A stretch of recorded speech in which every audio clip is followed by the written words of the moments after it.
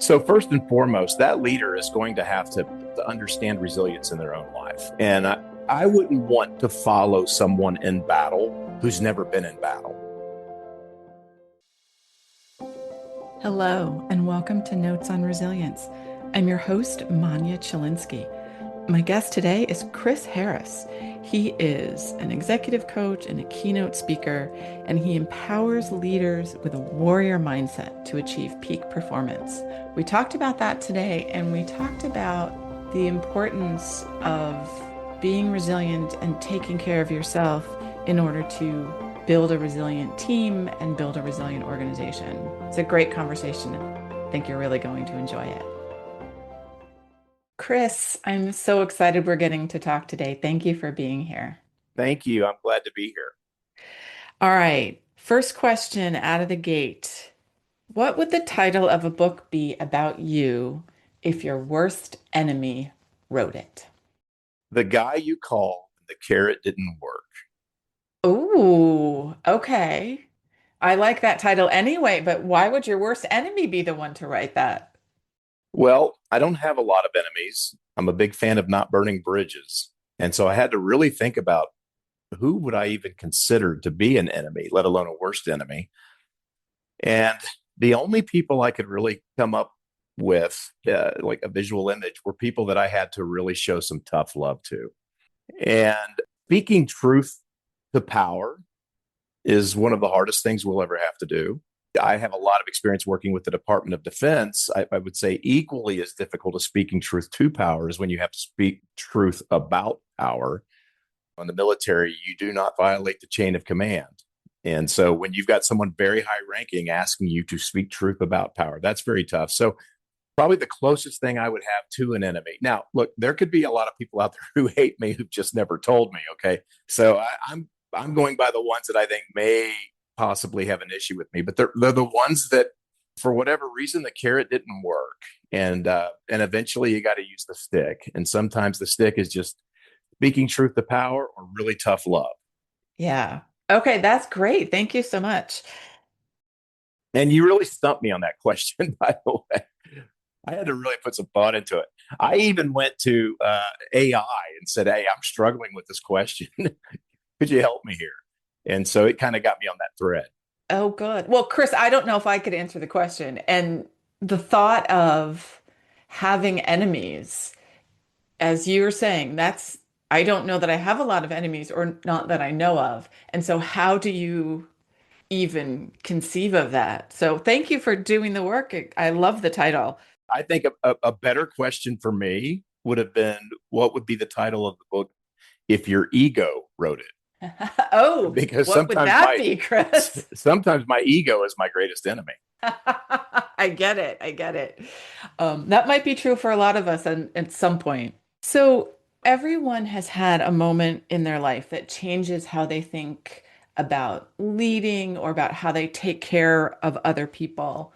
What's one of those moments for you? Oh, that's an easy question because I just wrapped up a book that I wrote. It just went live literally on Audible last week. But in that book, there is a chapter that I wrote about a moment like that in my life. And I was middle school age, actually. I don't know if I was 12 or 13, but I was in middle school, but I was homeless, and I was digging through the dumpster looking for food to eat, and I found a bag of donuts, which was a great find because they weren't damaged and they were, protected by the bag and they were edible. And I just remember sitting on the curb eating those donuts that I got out of the dumpster, and I just had a moment, a very direct moment with myself that I'll never forget. But it was that time in my life where I made the decision that I'm better than this and I deserve more than this. It was a moment of self-value, a moment of self-worth, but it was also that moment. I read something literally just a few days ago, and it was written by Alan Watts, and it said the people who have spent the most time during their childhood feeling unnoticed, unappreciated, unloved, he said those are the people who usually become the greatest caregivers to others. The people who like show up, pick you up at the airport at 2 a.m. to help you move last minute, And I just really resonated with that. But I thought back to that moment, sitting on the curb as a child eating donuts from the dumpster. That was a real pivotal moment for me, and it really changed the trajectory of my life. But one of the things that came from that is how I just love to be there for others in their time of need, and the empathy that it put in my heart. And I would even say that moment put more than empathy in my heart, because empathy is more or less a noun. It put compassion in my heart. And that's when empathy takes action. Right, right, absolutely. Oh, thank you for sharing that story. That I can imagine how meaningful that moment was for your life. So, and you've accomplished much since then. So, I think that decision, that recognition for yourself, I think was clearly very valuable. And now you work with people on their mindset and focus and motivation. And, in our pre-call, we talked about how important those things are to then building resilient systems. So, how did you end up doing what you're doing now? Well, as a private contractor, I train military special forces around the world for 25 years. And I loved it. These men, they're the epitome of mindset. When you think of Navy SEALs and Green Berets and Army Rangers, they literally are the epitome of mindset. And over those 25 years, I learned more than I taught, actually, at least as it relates to mindset. And in my 40s, I couldn't do it physically anymore. I lost my reaction times, and my heal rate slowed down. And it's just what happens to people when they turn 40. And I had to pivot into corporate America. And I did not deal with it well. It was a major identity shift for me. And identity shifts are good things. We need to have them throughout our lives. We get our first job after college. We get married. We decide to have kids. We become empty nesters. We retire. We lose a loved one. There's just a lot of different times in our life to where we should have identity shifts. Our why should change as a result of those identity shifts. But I wasn't ready. I rejected it. And I was feeling sorry for myself and, woe is me. And I was probably a difficult person to be around. But I made the decision that I was going to shift into corporate America, and I was going to take all of this information that I'd collected, and I was just going to find a different way to be useful. And I made the decision I was going to throw down the rope. And I wasn't going to pull people up, but I was going to throw down the rope, hold it firmly, and encourage them hand over hand. And I thought, what is the best use of this 25 years of mindset? What is the best use? And I thought, I don't want to be a motivational speaker. To me, motivation is like cotton candy at the fair. It tastes really good, and 5 minutes later, you're hungry. What I wanted to be was a self motivational speaker. I wanted to teach people how to motivate themselves intrinsically from within when they don't feel like doing it. And so when I started down the path of being a keynote speaker and an executive coach for mindset, performance, and fulfillment through mindset, I just really started teaching people about mindset. And it wasn't enough, it was coming up short. And so I made another shift, and I said, I'm going to teach people how their operating system actually works so they can basically make these adjustments on their own as needed. And so rather than kind of being someone who gives you some information that's useful, I'm going to teach you how to use the tools that you already possess and make really transformative changes in your own life as needed on the fly. And so I started teaching people about how their operating system works, why it resists change, how to get past that firewall, that mental firewall, so to speak, that protects the subconscious mind from any kind of change. And that was when I really felt like I was back to a place of self-actualization, as Maslow, calls it, that place where I love what I'm doing. I'm compensated fairly for what I'm doing, and I'm really good at what I'm doing. And when I started throwing down the rope and teaching people to change their own operating system, really to become their own IT specialist for that programming that goes on below the surface, really started feeling that sense of fulfillment and purpose again.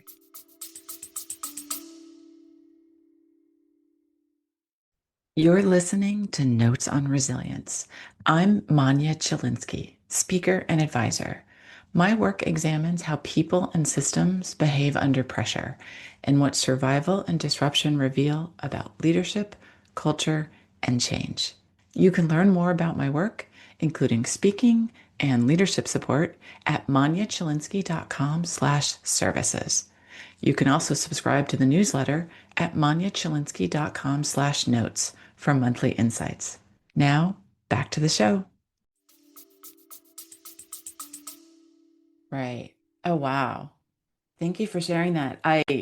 As you were talking about the Navy SEALs and the elite teams and that's all about mindset, I flashed back to an article that I read one time that talked about how Navy SEALs can sleep at any time because they need to sleep at any time, and that it was this person was trying to teach anybody how to do this, but it was mindset. It was, I am now going to sleep, and here are the three steps I do that make me go to sleep. And I found that so fascinating that people could have that kind of control. I would like to be the person who got paid to teach Navy SEALs how to go to sleep really fast. Because to me, that would be the easiest job in the world because they never get rest. I mean, they're going 24/7. And so, like, they've got to be the tiredest people on the planet. So, if I was a teach you how to go to sleep fast coach, that would be a great audience or client to have. That would be great. All right, guys, I know you haven't slept in 2 days. You got 15 minutes. Go. Go. Exactly. Exactly. Um, Okay. So, you and I, as we were chatting on our pre-call, we're talking about kind of that relationship between somebody themselves understanding their operating system and then how that expands out to making the system or the organization resilient.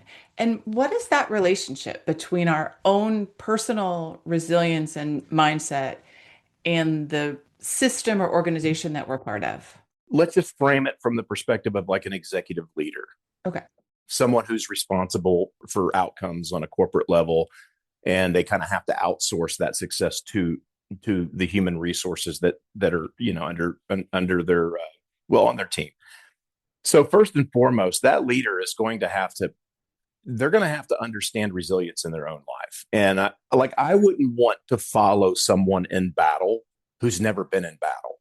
I mean, that's just me.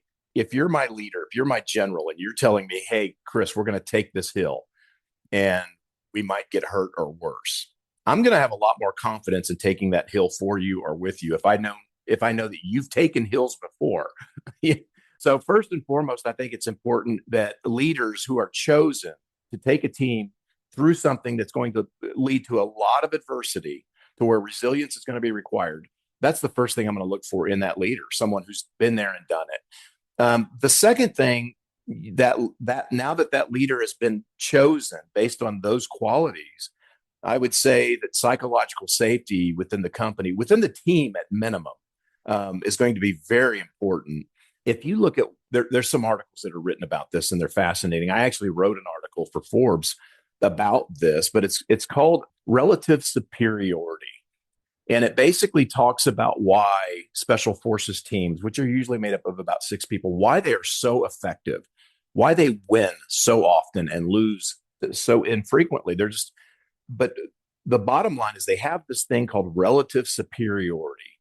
And at the root of that superpower that they have, that collective power that makes them such an indomitable force, is they have shared purpose. That is what makes them so great. So the first thing that leader is going to have to do is going to have to make sure that there's a firm foundation of psychological safety, of trust. Okay. When you say psychological safety, it basically means there's trust. If you say that there's an open door policy, you mean it. If you say that what you're about to share with me is confidential between you and I only, and it's in privacy mode, and 2 days later I find out that you shared it with HR, you have violated all the core principles of psychological safety. If I, come to you with an idea because you told me you had an open door policy, and you end up taking credit for my idea, or you end up criticizing my idea, These are things that violate that. So you're going to have to be a leader who leads from the principles of psychological safety. And then the next thing is you're going to have to instill. You've got to be the orchestrator. We all play different instruments, and you've got to be the one who's in front of us, with the baton, who's getting us to play in harmony. And that harmony that we play together in is our shared purpose. And that's real effective leadership. But choosing a leader that has experienced overcoming adversity, there's the resilience. Not I've been through adversity. I've actually overcome adversity. Yeah, if you've went through adversity 100 times in your life, but you're still bitter about it, that's not resilience. Cockroaches can survive a lot, but and then someone who can come in and establish a firm foundation of psychological safety, and then someone who can create that shared purpose amongst the team members, and then someone that the team members can look at and say, this person's taken the hill before. Now you have all of the components, and now you just got to get them all to align, and you have to be a good leader who is taking a team through resilience is going to have to, I'm not going to say they have to master the art of metacognition, but they definitely have to be very in tune with metacognition and how it works. And metacognition goes way beyond awareness. Metacognition is thinking about what you're thinking. And so a good leader who's taking people through turbulent waters is constantly going to have to be thinking about what they're thinking, but also thinking about what the team's thinking. They're going to have to always be reading the room. Wow. That sounds like it takes a lot of energy. Metacognition is like a muscle. In the beginning, it's exhausting, but once you practice it over and over, and here's one of the ways that I tell people: if you want to become really good at metacognition and you want to develop that, it's one of the greatest skills for transforming our own mindset, breaking old habits, creating new habits, getting rid of limiting beliefs, squashing unhealthy biases. One of the best ways to do that, quickest ways to do that, and most lasting ways to do that is thinking about what you're thinking. And if you want to develop that, I tell people sit, stand, open, and close. Every time you sit down today, I want you to stop and say, I'm going to think about what I'm thinking. Just it takes microseconds. Every time you stand up today, I'm going to think about what I'm thinking. And every time you open something, whether it be a book, a drawer, a door, getting in the car, and every time you close something, every time I sit, every time I stand, every time I open, and every time I close, I don't care if it's opening the oven door, the microwave. What happens is you've now created these triggers that are going to force you to stop and pause for a moment and think about what you're, because look, we're on automation 95% of the day. And what you're doing is you're breaking that automation. And you ever like be talking to a friend in the car on Bluetooth, and all of a sudden you look up and you're in your driveway? I mean, it's kind of scary, isn't it? That well, that's the subconscious mind. And so we need to be breaking that automation to where we are literally intentionally thinking about what we're thinking. And there's really no faster way than for me than sit, stand, open, close. And if you told yourself today that you were going to do that, by the end of the day, you'd be, I cannot believe how many times I sat, stood, opened, and closed. My goodness. Yes. Um, oh, that's so interesting. Thank you for sharing that. Now I'm already afraid to stand up when we're done. because I have to think about what I'm thinking. Exactly. Exactly. Oh my goodness. So you work on the individual piece and that metacognition and building on ourselves and awareness and mindset and our own motivation because that is a necessary precursor to being a leader who does that for the organization. Am I hearing that correctly? I don't believe you can be an effective leader if you've not first fixed yourself. Look, I've written books on leadership, and I can tell you that they're very hard books to write if you want to write them from the perspective of I have all of these experiences of being under great leaders. I don't know a lot of great leaders. I know a handful. I know a lot of people in leadership positions. I know a lot of people who I have served under that leadership. But how many people could I name that, in my opinion, based on firsthand experience, were great leaders? A handful. It's not an easy thing to find. have you ever heard the saying, Manya, that people don't leave companies, people leave bad bosses? That is so true. People will tolerate all kinds of stuff. They'll tolerate poor working conditions, not being paid enough, long hours, having to do stuff over the weekend, never being able to really turn it off, a boss that wants you to pick up your dry cleaning. There's so many things that we will put up with.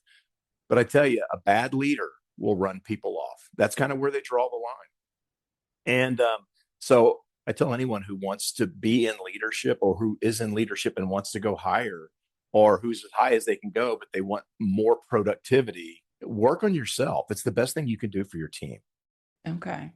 Well, now you mentioned very few people that would fall under the category of great leader. From my experience. Exactly from your own experience, but what's a quality that that person had that somebody who isn't in that category didn't have? Is that something you can Yeah, name? so yeah, absolutely. Their character, their values, and their integrity all align. There's no friction between the three. There's alignment between what they say, what they do, and who they portray that they are. There's alignment. Because if you stand up in front of the room with a microphone and you give us a big rah-rah speech about 2026 and how we're going to do all of these things, but I'm sitting there and I know that you're having an affair on your spouse, there's no way I'm going to be motivated by that. I want to follow someone who we don't have to be aligned in our interest, but I would definitely follow someone who we were aligned in our values. I guess that goes back to something you said earlier, which is you're going to go up the hill with a leader who's been up the hill and or been up a hill and knows how to do that. You're not going to, try to take a hill if I tell you to take the hill because I've never been in that arena. So to me, that those two things go together, that alignment of you'll follow someone because you believe them and you believe them because you trust them. Yes, but then the values piece has to be a part of that. I'm not gonna put my life on the line for someone who, for me, I want to know the motives. I want to know the why. If it's a deal to where I'm just being paid and just shut up and eat your porridge, sometimes that's the unfortunate situation. We're at work and we don't want to lose our job. And I'm a single mom and I've got 3 kids to feed and, a mortgage to pay. And I barely make enough right now. And my boss is telling me to take the hill. And I don't even think my boss has ever taken a hill. And now you're telling me to take the hill. And I've got to pay rent and I've got 3 kids at home. I mean, those are really tough decisions. And at the end of the day, you got to eat. But I'm not really talking about those situations where you have to or you'll lose your job. I'm talking about situations to where leadership has maybe an impossible task, a massive turnaround. If we don't get this fixed, we may be out of business in a year. Or, we've got a competitor who's coming up on our tail and they'll probably overtake us if we don't do something drastic. So I'm talking about situations where there's a very clearly defined either an advantage we are trying to gain or a problem we are trying to solve. And the metaphor is, so here's the hill we're trying to take. And from the military standpoint, we know what the hill is. It could be life or death. But in a corporate arena, building a resilient team, you better be very clear about what the desired outcome is, first and foremost. Because how can we all have shared purpose if we don't know the desired outcome? People can tolerate almost anything if they know when does this end? Yes. I have said that at times.